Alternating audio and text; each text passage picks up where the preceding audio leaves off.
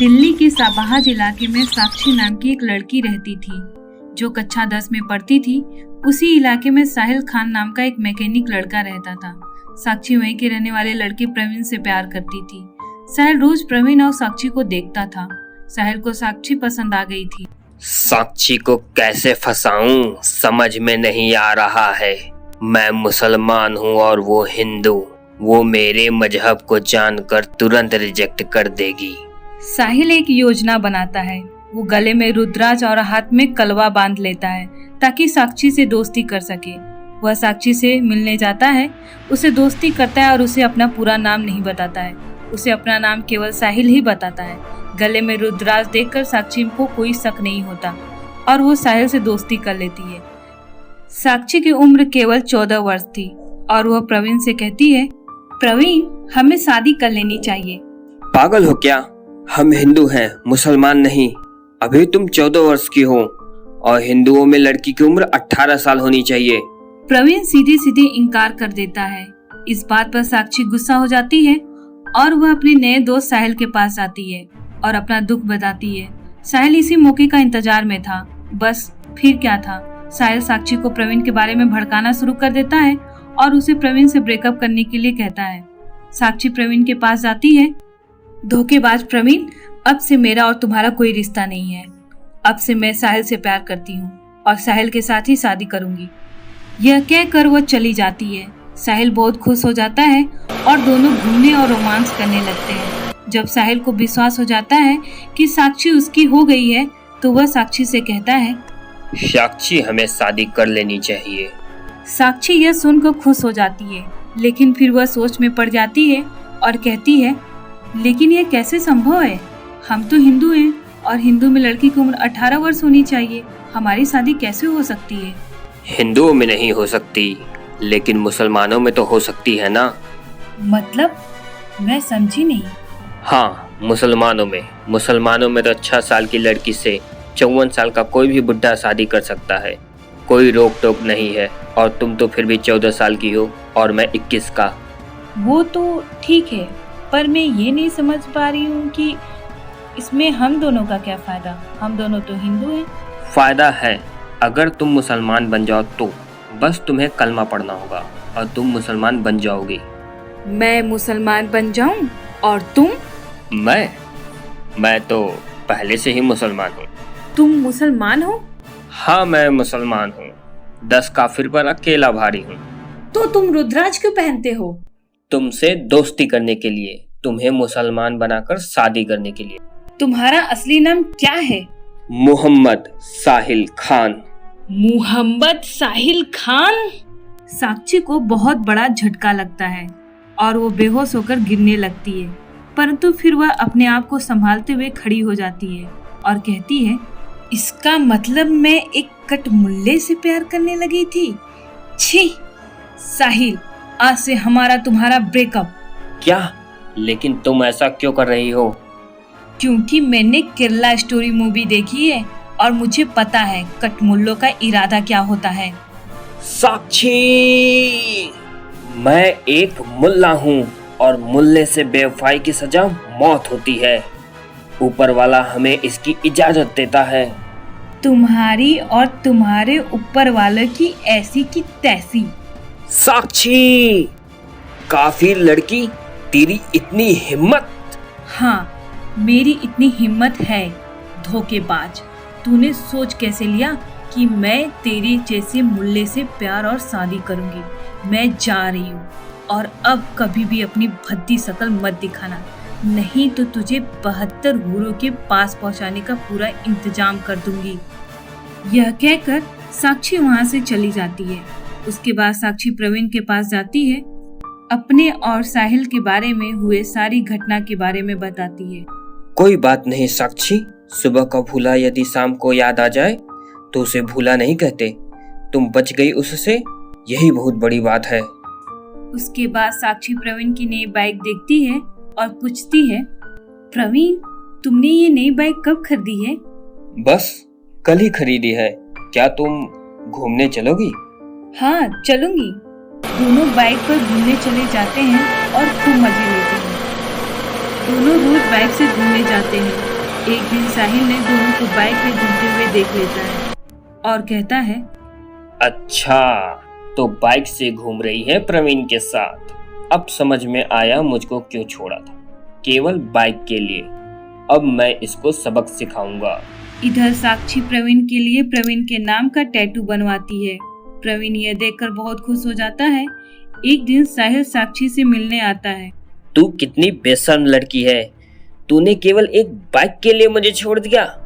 Bike के लिए नहीं छोड़ा है तुझे इसलिए छोड़ा है कि तू धोखेबाज है। तूने मुझसे छुपाया कि तू एक मुल्ला है। ये देख, मैंने प्रवीण के नाम की टैटू भी बनवा ली है। अब तू चला जा मेरी जिंदगी से। ये तूने क्या किया? तूने प्रवीण के नाम का टैटू बनवा लिया। तूने ये अच्छा नहीं किया। जल्दी से टैटू मिटवा लेना और प्रवीण को छोड़कर मेरे पास आ जाओ, नहीं तो मैं तुम्हारा खून कर दूंगा, समझी तुम? साक्षी गुस्से में एक चाटा मार देती है। उसके बाद साहिल उसे पिटने लगता है और कहता है, अगर तुमने प्रवीण को नहीं छोड़ा तो मैं तुझे मार दूंगा, समझी? साहिल साक्षी को धमकी देकर चला जाता है। साक्षी रोते हुए अपनी सहेली के पास जाती है और उसे सारी घटना बताती है। रो मत साक्षी, सब ठीक हो जाएगा। उसके बाद साहिल रोज फोन करता है और मारने की धमकी देता है। यह सिलसिला हमेशा से चलने लगता है। साक्षी तंग आकर अपनी सहेली के पास आती है और साहिल से बचाने के लिए कहती है, हमें साहिल की शिकायत झबरू भैया से करनी चाहिए, वो उसे ठीक कर देंगे। झबरू डॉन उस इलाके का सबसे बड़ा डॉन था। लड़कियां उसे झबरू भाई कहकर बुलाती थी क्योंकि झबरू हमेशा लड़कियों को साहिल जैसे लड़कों से बचाता था। लड़कियां उसकी बहुत ही इज्जत करती थी। साक्षी अपनी सहेली के साथ झबरू के पास जाती है। झबरू भैया, ये साक्षी है, अपने ही मोहल्ले की है। अच्छा, इसे तो मैं जानता हूँ। इसे मैंने कई बार प्रवीण के साथ घूमते हुए देखा है। हाँ झबरू भैया, ये प्रवीण से प्यार करती है। तो ऐसी क्या समस्या आ गई जो तुम दोनों मेरे पास आई हो? झबरू भैया, इसे साहिल नाम का एक मुल्ला बहुत परेशान करता है और मारने की धमकी भी देता है। कहता है प्रवीण को छोड़कर मुझसे सेटिंग कर ले, नहीं तो खून कर दूंगा। लेकिन वो तुम्हें मारने की धमकी क्यों देता है? साक्षी झबरू को पूरी कहानी बताती है कि कैसे उसे साहिल ने हिंदू बनने का नाटक करके फंसाया था और मुसलमान बनाकर हलाला करने की साजिश कर रहा था। उस साहिल मुल्ले की इतनी हिम्मत कि हमारे इलाके में लव जिहाद करे, उसे तो मैं अपने तरीके से समझाऊंगा।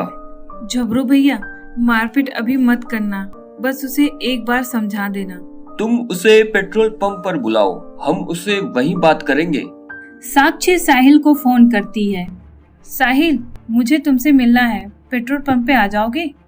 ठीक है, आ रहा हूँ। साहिल अपने 2-4 मुल्ले दोस्तों के साथ पहुंच जाता है। तभी साक्षी, उसकी सहेली और झबरू वहां पहुंच जाते हैं। झबरू भैया, यही साहिल खान है जो मेरे पीछे पड़ा हुआ है।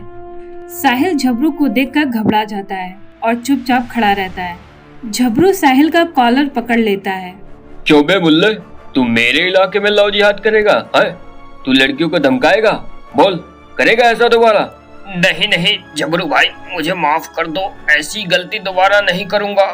झबरू भैया, ये कहता था कि एक मुल्ला 10 काफिर पे भारी है। क्यों बे, क्या बोल रही है ये? मैं भी तो काफिर हूँ, दिखा अपने मुल्ले होने की ताकत। झबरू भाई, मुझे माफ कर दो, अब ऐसी गलती दोबारा कभी नहीं होगी। ठीक है, ये आखिरी वार्निंग है। इसके बाद अगर ऐसी दोबारा गलती की तो सीधे 72 हूरों के पास जाएगा। चल भाग यहाँ से। इसके बाद साहिल खान वहाँ से भाग जाता है। साक्षी, अब तुम दोनों भी जाओ। अगर साहिल दोबारा परेशान करे तो बताना, उसका वो आखिरी दिन होगा। थैंक यू झबरू भैया, आपका यह एहसान कभी नहीं भूलेंगे। यह कहकर साक्षी और उसकी सहेली चली जाती है। साहिल अपने घर पर आ गया और सोचने लगा कि साक्षी की वजह से झबरू ने उसके दोस्तों के सामने जलील किया। तभी साक्षी का फोन साहिल को आता है। हाँ बोलो। तो बोलिए साहिल खान जी, क्या हाल है आपका? निकल गई ना सारी हेकड़ी झबरू के सामने। अब कहाँ गया तुम्हारा मुसलमानी जिगरा? तुम तो कह रहे थे एक मुल्ला 10 काफिर पे भारी है, पर यहाँ तो एक झबरू काफिर ही भारी पड़ गया। साक्षी चिढ़ाते हुए साहिल का मजाक उड़ाती है और धमकी देती है कि अब की बार आए तो सीधे 72 हूरों से तुम्हारी शादी करवाई जाएगी। साहिल अपना मजाक सुनकर और अधिक चिढ़ जाता है। साक्षी को तो सबक सिखाना ही पड़ेगा, आखिर हम मुल्लों की इज्जत का सवाल। उस झबरू को तो मैं बाद में देखूंगा, पहले इस साक्षी को सबक सिखाना होगा जो मुझे 72 हूरों के पास भेजने की धमकी देती है। लेकिन मुझे डर लग रहा है, अपने डर को खत्म करने के लिए पहले मुझे शराब पीना पड़ेगा। साहिल कई बोतल शराब पीकर नशे में हो जाता है ताकि उसे डर न लगे। फिर वह बकरा काटने वाला बड़ा धारदार चाकू लेता है और साक्षी को मारने के लिए चला जाता है। इधर साक्षी अपनी सहेली की बर्थडे पार्टी मना रही थी। उसे इस बात का बिल्कुल भनक नहीं थी कि साहिल उसकी हत्या करने आ रहा है। सुनीता, मैं अपने बॉयफ्रेंड प्रवीण से मिलने जा रही हूँ, वह मेरा इंतजार कर रहा होगा। ठीक है, जाओ, अपना ख्याल रखना। साक्षी प्रवीण से मिलने चली जाती है। तभी रास्ते में साहिल खान आ जाता है और साक्षी को पकड़कर चाकू से घोंपने लगता है। बचाओ बचाओ, मुझे दिल्ली वाले बचाओ, मुझे इस मुल्ले से बचाओ। साक्षी बेटा, हम तो अहिंसावादी हैं, गांधी जी के भक्त हैं, हिंदू मुस्लिम भाई भाई, हम केवल विनती कर सकते हैं। सुनो भाई, छोड़ दो इस लड़की को, क्यों मार रहे हो इस लड़की को? मैं हूँ मल्ला, किसी की नहीं सुनता।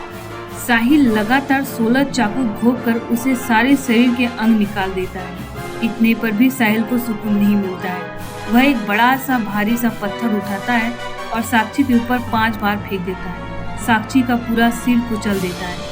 इसके बाद अपनी बुआ के घर चला जाता है। अपने माँ बाप को फोन कर कहता है, इंशाअल्लाह सारा काम हो गया। अब्बू, अभी मैं बुआ के यहाँ हूँ। पुलिस साहिल का फोन ट्रेस कर रही थी। वह सीधे साहिल के पास पहुँच जाती है। तुम्हारा खेल खत्म हुआ मोहम्मद साहिल खान, हम तुम्हें गिरफ्तार करते हैं। अब तुम्हें फांसी पर चढ़ाया जाएगा। आप लोग ऐसा कैसे कर सकते हैं? यह गांधी जी का देश है। आप लोग हिंसा नहीं कर सकते। हिंसा करने का अधिकार केवल हमारा है। सब पता चल जाएगा जब जेल में डंडे पड़ेंगे। इस तरह साहिल को उसके कर्मों की सजा मिल जाती है। आज पता चल गया मुझको, कलमा से अधिक शक्तिशाली कर्मा होता है। प्रेम से बोलो राधे राधे।